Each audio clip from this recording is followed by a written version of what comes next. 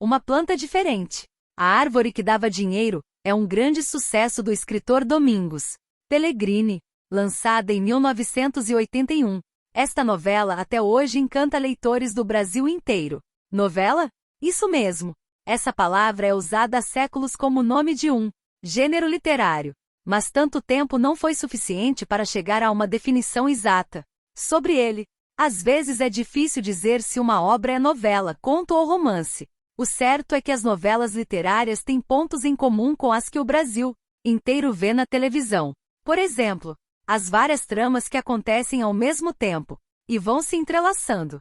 É o que acontece em A Árvore que Dava Dinheiro, que conta uma situação vivida pelos moradores da pequena felicidade. No meio da praça central da cidade aparece uma árvore que, em vez de dar flores e frutos, dá dinheiro sem parar. Claro que cada um trata de colher o que pode.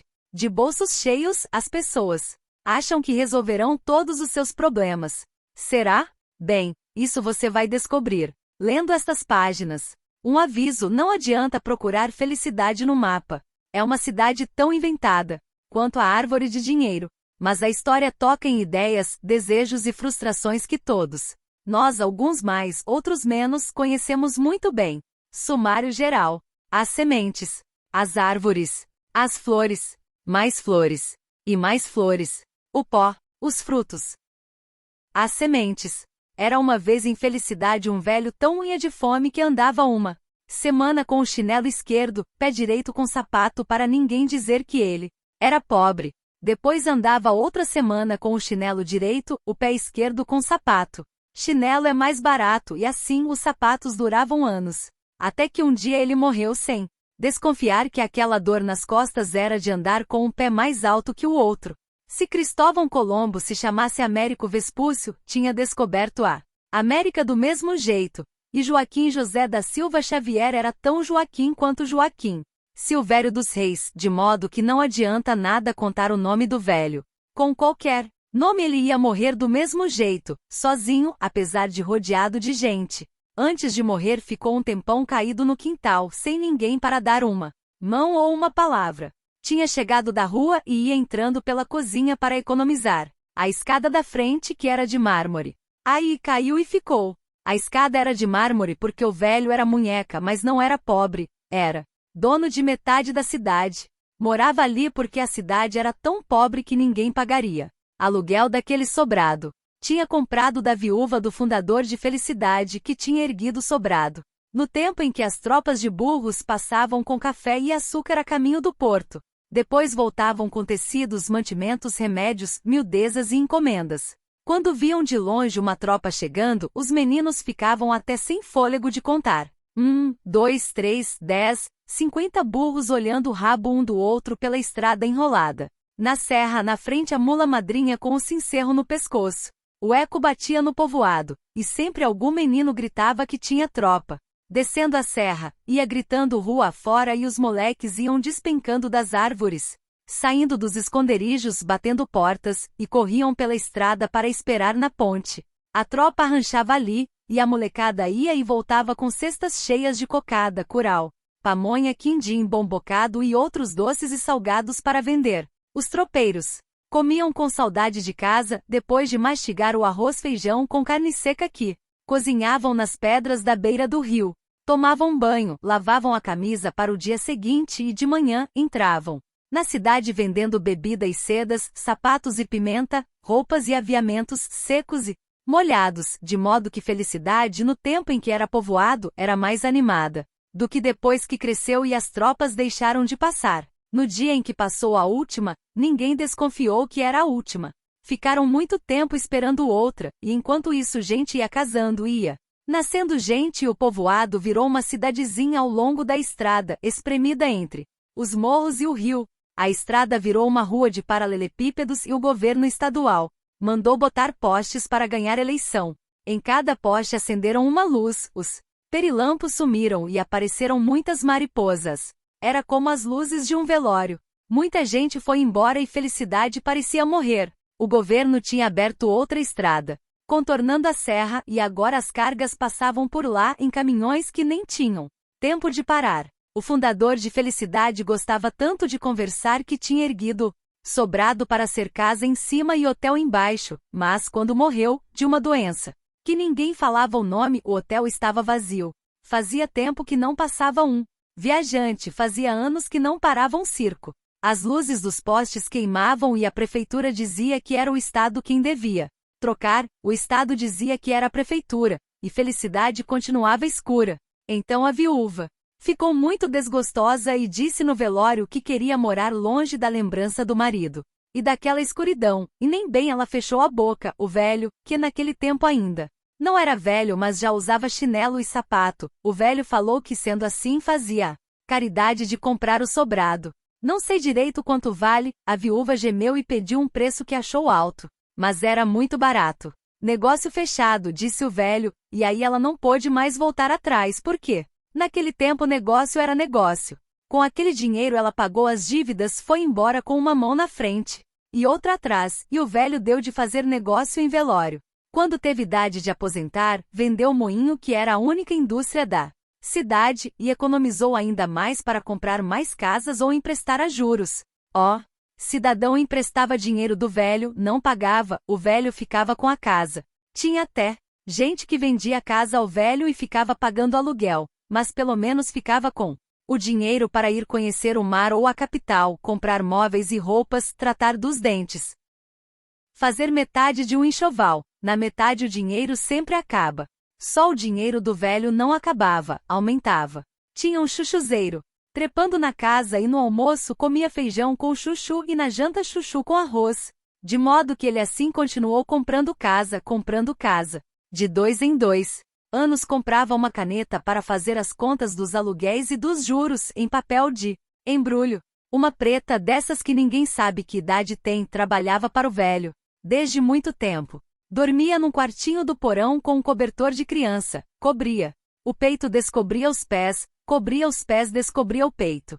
Então dormia mal, acordava cansada e pegava na vassoura para se escorar, tonta. Aí via um cisco no chão e varria. De tão acostumada, e continuava a trabalhar o dia inteiro por puro costume e também porque não sabia o que mais fazer da vida. Aliás, nem pensava nisso. Varria o sobrado todo, passava pano nos móveis da viúva, até cansar. Aí parava numa janela para suspirar. Via mato na grama e arrancar. Voltava, passava o dedo num beiral, estava empoeirado. Então pegava um pano úmido e passava em tudo, e de repente sentia um cheiro no ar. Era o urinol do velho debaixo da cama.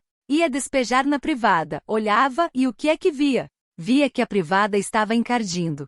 Pegava o pano com areia e esfregava até branquear. Depois passava pela cozinha e o fogão olhava para ela olhava o fogão.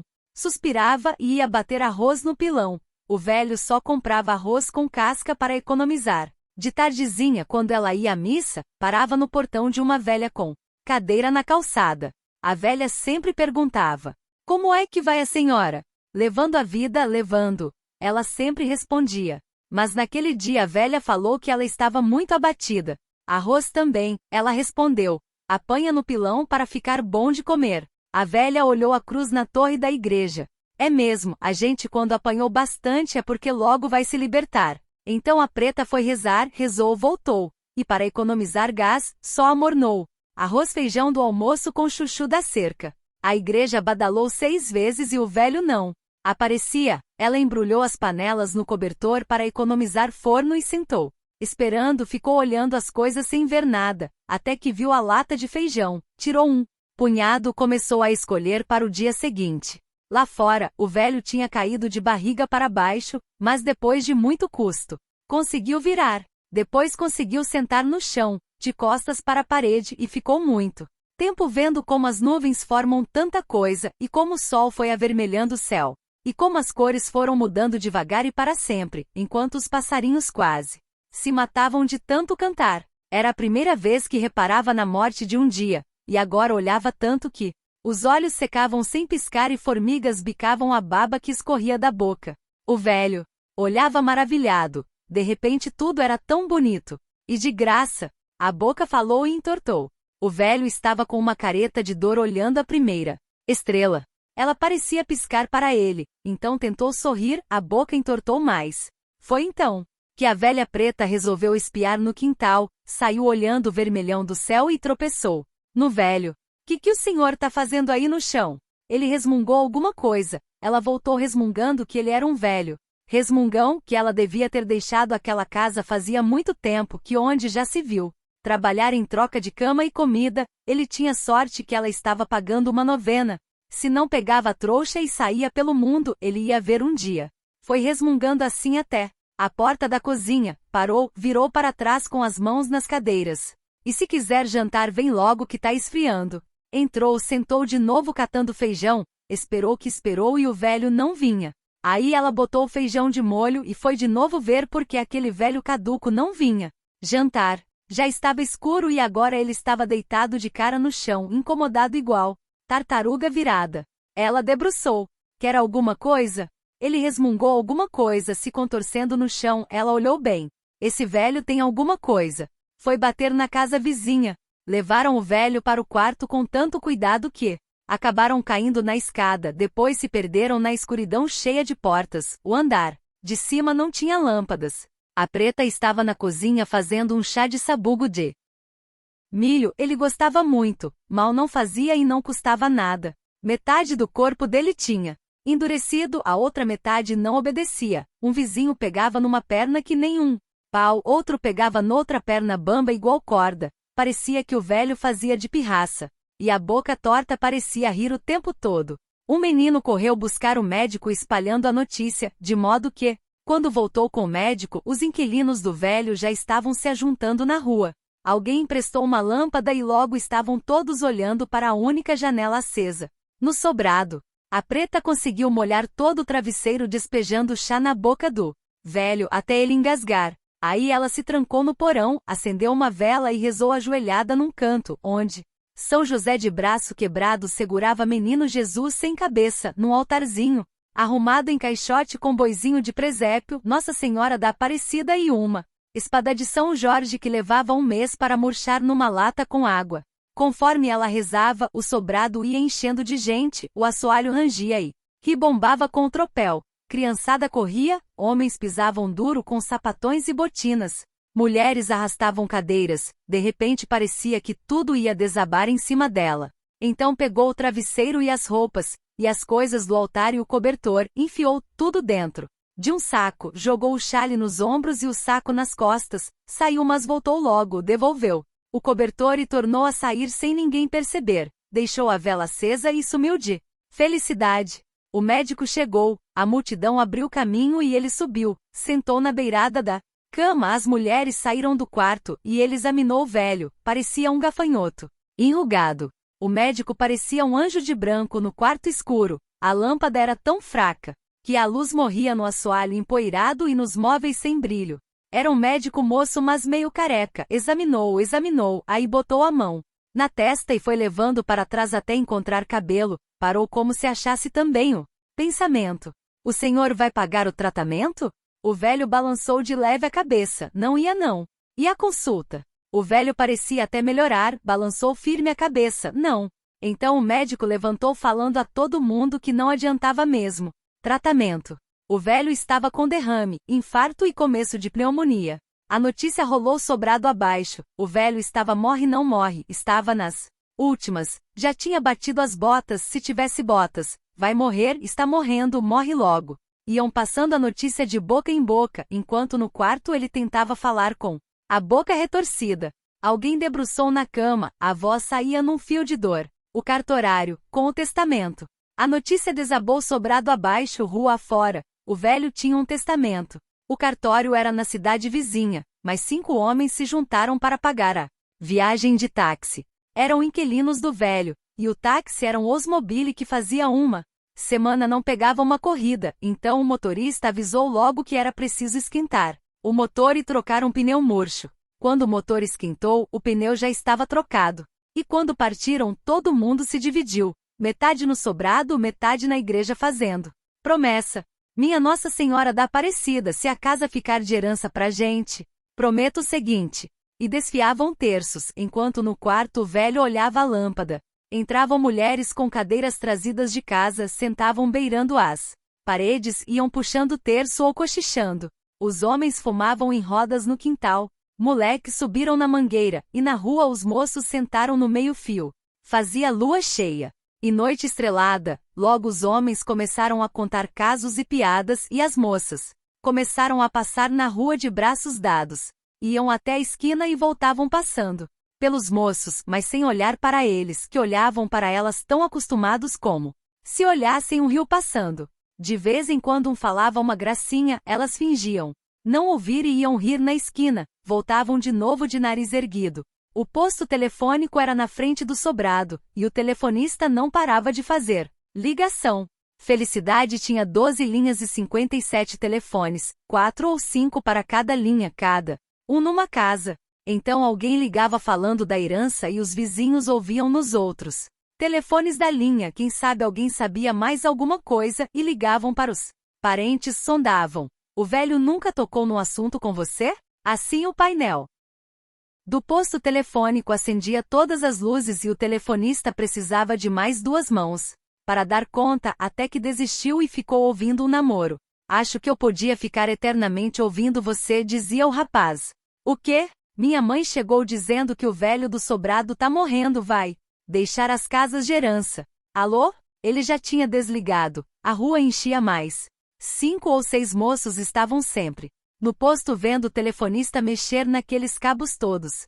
Só tinha aquele emprego nos últimos anos. A velha telefonista aposentou e o moço passou no concurso. Agora o remédio para os outros era esperar a fábrica de arredondar tijolo, a fábrica de desentortar banana, a fábrica de engarrafar fumaça ou uma herança. Será que o velho tinha muito dinheiro? No quarto o velho mandou chamar um viúvo que estava de mudança. O homem entrou miúdo e de olhar vivo feito um mico, mas sem encarar ninguém, e o velho viu logo que era o pior tipo para se fazer negócio. Então chamou com a mão que ainda se mexia: chega mais perto, chega. Homem chegou, ele bateu de leve no colchão. Senta aqui, senta. O homem sentou, ele chamou com os olhos: escuta aqui, escuta. E o homem quase colocou o ouvido na boca do velho, que gemeu baixinho. Ninguém leva dinheiro para o caixão. Tenho dinheiro no banco, fica pra você? Os olhinhos do mico brilharam. Pra mim? Quanto dinheiro? O velho disse a quantia até o último centavo e emendou: só que você me passa a escritura da sua casa. A casa vale muito mais. Valer é uma coisa, vender é outra. É muito pouco dinheiro. É tudo que eu tenho, e não tenho mais tempo. Um pouco mais e quem sabe sai negócio. Um pouco mais e eu morro. É muito pouco. Mas é à vista. O cartorário vem vindo, ele ajeita os papéis. É minha última palavra. E a boca torceu, o corpo esticou endurecendo. Quando viu aquilo, o homem apertou rapidinho a mão dura do velho. Negócio fechado. Aplaudiram na rua, o cartorário chegava. Abriram a porta do táxi e foram abrindo caminho para aquela pasta preta que ele levava no peito. Chegou no quarto, puxou uma cadeira, sentou e foi falando que estava tudo em ordem. Fazia anos o testamento estava perfeitamente registrado e plenamente válido, o velho nem precisava ter chamado. Mas o velho esticou o braço e fez sinal de escrever. O cartorário enfiou uma caneta naqueles dedos secos e ele escreveu: lê. Então o cartorário começou a ler o testamento, num silêncio de se ouvir o próprio coração. O sobrado ficava de herança para a preta velha, e todas as outras casas ficavam para os próprios inquilinos. Imediatamente as mulheres caíram de joelhos dando graças a Deus, foram beijar a mão do velho. Os homens se cumprimentavam com tapas e empurrões, querendo descer a escada sem conseguir porque quem estava embaixo queria subir e naquele entupimento de gente de repente alguém gritou na janela a grande notícia. Urraram de alegria lá fora, e um rojão subiu e estourou 3 vezes. No primeiro estouro apagou a vela no quartinho da velha. No segundo estouro apagou a lâmpada no quarto do velho. No terceiro estouro o velho apagou. Quando o cartorário saiu, o sobrado já estava vazio e a rua em festa. Procurou alguém sóbrio para dizer que as casas só seriam deles dali a 2 anos. Conforme o testamento, vocês têm de requerer escritura neste mesmo dia. Daqui a 2 anos, ou então tudo fica para a prefeitura. Mas todo mundo festejava. O cartorário insistia. Além disso, vocês têm de plantar na praça, em cerimônia pública, 3 sementes que ele deixou. É o pedido dele no testamento. Mas todo mundo se abraçava, corriam garrafões de vinho e numa casa ligaram alto uma vitrola. Então o cartorário resmungou: seja o que Deus quiser. E foi atravessando a praça para pegar o táxi. No meio da praça parou, ficou olhando as 3 sementes pretas na mão, eram esquisitas. Aí olhou a festa na rua. É uma cerimônia pública, não é? Cavucou com o sapato no lugar onde tinha morrido uma velha árvore, jogou no buraco as 3 sementes, fechou empurrando terra com o pé e entrou no táxi quando o sino da igreja batia meia-noite. Meio-dia um cachorro atravessou a praça com as orelhas murchas e a língua suando. Parou onde era a velha árvore e, sem querer, agou as 3 sementes. No fim da tarde o velho foi enterrado como indigente num caixão sem verniz, sem flores. Umas velhas foram rezando até o cemitério, alguns homens se revezaram nas alças. Na beira da cova abriram o caixão. Ele sorria com a boca torta. Dias depois todos os herdeiros receberam carta do cartório, e em todas as casas marcaram na folhinha o dia da morte dele, e começaram a fazer planos para o dinheiro do aluguel que não pagariam mais. Dali a 2 anos, com a escritura da casa na mão, um ia reformar o banheiro e esticar um caramanchão nos fundos, outro ia trocar o telhado, outro ia pintar a casa de azul e branco, outro de verde, e sonhando assim felicidade foi vivendo. Não imaginavam que logo viriam dinheiro nascer de árvore se todo sonho virar realidade. Não demorou uma semana para despontar na terra uma plantinha, e no mesmo dia apareceu outra. No dia seguinte já estavam as 3 tomando sol. E todo dia o cachorro passava, erguia a perna e aguava. Mas uma morreu pisada. Outra morreu de seca, num dia de sol em que o cachorro não passou. A terceira cresceu tão depressa que no mês, o cachorro já erguia a perna no caule, já com uma casca áspera de árvore. Ao lado tinha um banco de madeira, para aproveitar a sombra da velha árvore. De modo que acharam bom crescer outra ali, e um dia ela anoiteceu protegida por um cercado, e no dia seguinte, agradeceu crescendo ainda mais depressa. Agora o cachorro não conseguia mais chegar ao pé dela, nem ela precisava mais ser aguada, abria folhas novas todo dia, numa fúria que ainda ninguém percebia porque era apenas uma pequena árvore. Mas com 2 meses a árvore era mais alta que um homem. No 3º mês, o cachorro deitou na sombra. No 4º mês, todos já haviam reparado nela. Crescia e se esgalhava ao vento. No 5º mês os moleques começaram a trepar nela. No 6º mês despontou no galho mais alto uma folha colorida que começou a abrir e não era uma folha, era uma flor de uma pétala só. Mas só o vento sabia, a pétala era uma nota de dinheiro. E a nota foi desenrolando, e conforme desenrolava, ia secando, até estalar como dinheiro novo. Aí voou com o vento de tardezinha. Foi achada de manhã por um menino. Ele ia pela rua empurrando um pneu careca, a caminho do rio onde os outros meninos nadavam gritando e pulando das árvores na margem. Quanto mais perto, mais ele ouvia os gritos e ficava com mais pressa. Empurrou o pneu para correr atrás. O pneu bateu no meio-fio e tombou. Ele foi pegar, viu um papel parecendo dinheiro. Pegou, era dinheiro. Olhou para todo lado, tornou a olhar bem a nota e era mesmo verdadeira e graúda, então desatou a correr para casa, deixando o pneu caído na praça. Primeiro a mãe ouviu a história, depois fechou um pouco os olhos, olhando de lado. Quero saber de quem o senhor roubou. Não roubei, mãe, juro. Achei na rua. O senhor não minta para mim. Juro, mãe, juro por Deus. Não minta para sua mãe. Se for mentira, a hoxa vai sangrar na minha boca na comunhão. Ela pegou a nota. Estava esticadinha, lisinha como se acabasse de sair do banco, estalando de vontade de comprar alguma coisa, e era preciso tanta coisa. Quando sobrasse um dinheiro na vida. Então ela passou a mão na cabeça dele e falou que acreditava, enfiou a nota nos peitos e ele pediu dinheiro para um doce. Ela disse que não tinha e ele insistiu até apanhar. Se o marido soubesse, ia pegar o dinheiro para encher a despensa de vinho e linguiça. Então ela saiu antes da janta e comprou tudo o que queria. Quando o marido chegou, a mesa estava com toalha nova, os pratos trincados estavam no lixo, e comeram em pratos novos uma comida feita em panelas novas. Depois da janta o menino tornou a pedir dinheiro para doce. Ela disse que fazia mal para os dentes. Então ele contou ao pai que tinha achado uma nota graúda. O pai virou para a mãe perguntando cadê, e no instante estavam discutindo e engasgando com o café, aí o menino esqueceu do doce e saiu. Na rua as meninas brincavam de passa-anel e os meninos de pique-salva. Ele entrou na brincadeira e logo estava arfando de tanto correr e passando cuspe nos arranhões dos tombos. Antes o pique era num poste, agora era numa árvore nova que crescia na praça. E ele viu que os galhos mais altos estavam com botões de flor. Quando a igreja badalou 10 horas, as mães começaram a chamar das janelas. E o pique-salva acabou. 3 meninas ainda continuaram cantando numa varanda. 3 elefantes incomodam muita gente. 4 elefantes incomodam muito mais. E 4 elefantes incomodam muita gente. 5 elefantes incomodam muito mais. E 6 elefantes. O telefonista namorava na porta do posto, desde que tinha badalado 10 horas. A namorada se despedia com sussurros, os dois apertando as mãos com testas coladas. Uma janela abriu numa casa e uma mulher chamou, os dois se afastaram como se levassem choque. A moça respondeu que já ia. A janela fechou batendo.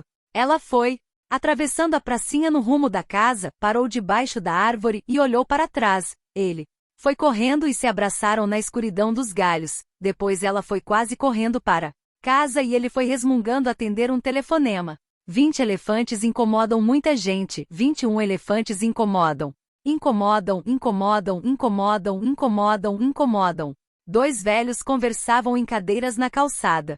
Um falou alto para as meninas na varanda. É muito elefante. Uma respondeu, os incomodados que se mudem.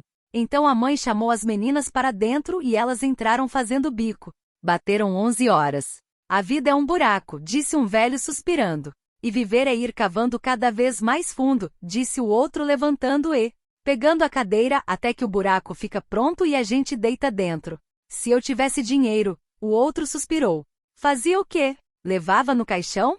Aí foi cada um para sua casa, as luzes foram se apagando e felicidade dormiu. Mas a árvore continuou a soltar botões de flores, e ia amanhecer florida se um vento não batesse antes do sol. Arrancou as notas ainda pela metade, algumas sem ponta, outras com pedaços ainda em branco. Quando pintou a primeira claridade, o vento brincava com elas nos paralelepípedos. As velhas deitavam cedo, acordavam antes do sol. A primeira a chegar na igreja subia os degraus e esperava a segunda, entravam juntas falando das dores da noite. Às vezes tinham de esperar o sacristão abrir a porta, aí as outras iam chegando e ficavam, igual bando de gralhas na escadaria esverdeada de musgo, os xales pretos nos ombros, e os terços nas mãos.